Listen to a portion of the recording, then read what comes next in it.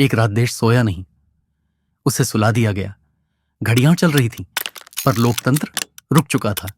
और इस सब के पीछे था एक फैसला जो कहता था देश संकट में है। लेकिन सच में संकट क्या था? इमरजेंसी क्यों लगाई गई? साल 1975। देश में महंगाई चरम पर, बेरोजगारी बढ़ती, अंदरूनी असंतोष तेज हो रहा था।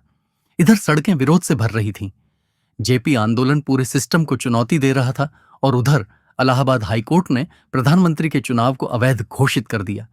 सत्ता हिल चुकी थी। इसी तनाव के बीच सरकार ने कहा देश में आंतरिक अशांति है, आपातकाल जरूरी है। असली कारण क्या था? आधिकारिक वजह थी देश को अस्थिरता से बचाना। लेकिन इतिहास कहता है सत्ता बचाने का दबाव कहीं ज्यादा बड़ा कारण था, क्योंकि अदालत के फैसले और आंदोलनों ने सरकार को उसके ही तख्त पर असुरक्षित कर दिया था। आपातकाल लागू होते ही आवाजें बंद, अखबारों की स्याही सूख गई और लोकतंत्र की धड़कन को सरकारी आदेशों की पकड़ में कर दिया गया। गिरफ्तारियां बढ़ती गईं।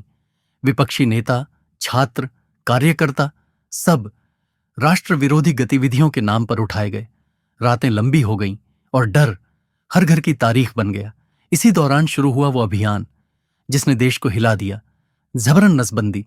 लाखों लोगों को कहा गया देश हित में है, पर लोगों ने इसे जिंदगी पर सरकारी दखल माना। मीडिया पर ताला लगा था।